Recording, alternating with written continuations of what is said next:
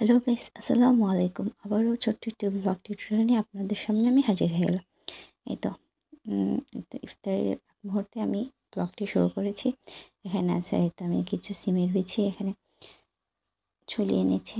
এগুলো আমি সেদ্ধ করব, তারপর বাদবাকি কাজগুলো আমি করে নেব।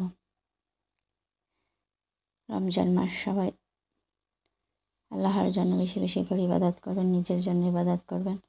রমজান মাসে এমনিতে তো ইবাদত করা হয়, তারপরও মনে করেন যে এই টাইমে একটু বেশি করে ইবাদত করা যায়। এই তো দেখতে পাচ্ছেন আমার দুনো ছেলে ঘুমিয়ে আছে, বিকাল টাইম ওরা ঘুমিয়ে আছে, আর আমি এই পাশ দিয়ে আমার হাতের কাজগুলো করে নিচ্ছি।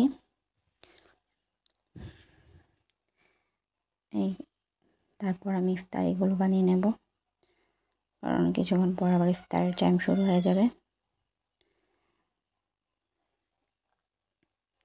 এই তো সিমের বিচিগুলো আমার পরিষ্কার করা হয়ে গিয়েছে। এখন আমি এগুলো ভাপিয়ে নেব বা সিদ্ধ করে নেব। তার জন্য আমি চুলাতে একটি পাতিলে পানি বসিয়ে নিয়েছি। ফুটন্ত অবস্থায় আমি অপেক্ষা করব। এই তো পানিটা ফুটে এসেছে, এখন আমি বিচিগুলো দিয়ে দেবো, দিয়ে এখন ঢাকনা দিয়ে ডেকে সেদ্ধ করে নেব। যদি আমার ভিডিওটি ভালো লেগে থাকে অবশ্যই একটা like, comment, share and subscribe করবেন। আর যারা ফেসবুক পেজ থেকে দেখছেন অবশ্যই পেজটি ফলো দিয়ে রাখবেন। সবাই কত কী গল্প বলে, আমার আর কি গল্প, কি আর আপনাদের সাথে বলবো, কি গল্পই বা করব। গল্প তো একটাই, আমার বোন আমার পাশে আছে, আমি আমার বোনের কাছে যেতে পারি, গল্প করতে পারি।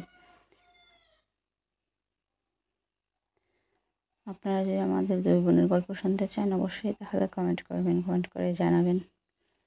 এখানে আমি তরকারি পাকিয়ে নেব, তার জন্য আমি মশলাটা কষিয়ে নিচ্ছি।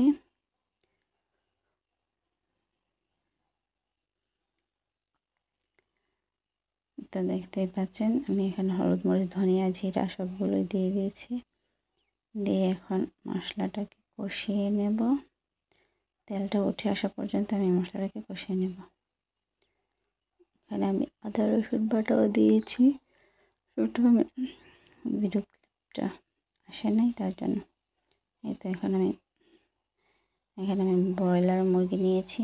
ব্রয়লার মুরগিটা একটা আমার কাছে ভালো লাগে না, অবশ্য আমার ছেলে খেতে পারে। তার জন্য আমি মাংসটা প্রথমত সিদ্ধ করে তারপর কোনোভাবে ঝোড়ো ঝোড়ো করে নিয়েছি, যাতে আজকে ঝোড়া মাংস পাক করব। ওই আর কি, আমরা যে কোরবানির সময় বেশি করে রাধার পর যে একটা ঝুরি মাংস হয় ওরকমটার মতো পাকাবো আর কি। চলবো ভাই, একা মানুষ, তার জন্য অল্প করে তৈরি করি। আর যে রান্নাটা দিতে পারছে না, এটা লেগ পিসটা, এটা আমার ছেলে খাবে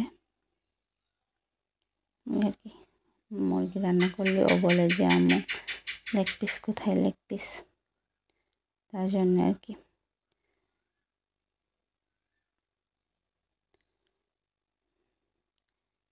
আমার হাতের কাজগুলো করা শেষ হয়ে গেলে আমি তারপর ইফতারের বাকি আইটেমগুলো আমি করে নেব। দেখতে পাচ্ছেন তরকারিটা আমার হয়ে গিয়েছে,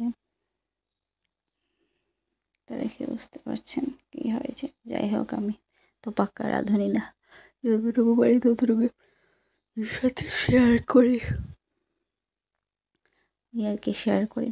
এখানে আমি কিছু আলুর ডোনাটস ভেজে নিচ্ছি। যেহেতু ভাজা পোড়াটা একটু বেশি খাওয়া হয় তার জন্য আমি তেলটা অল্প পরিমাণে দিয়ে ভেজে নিচ্ছি। আপনারা চাইলে ডুবো তেলেও ফ্রাই করে নিতে পারেন।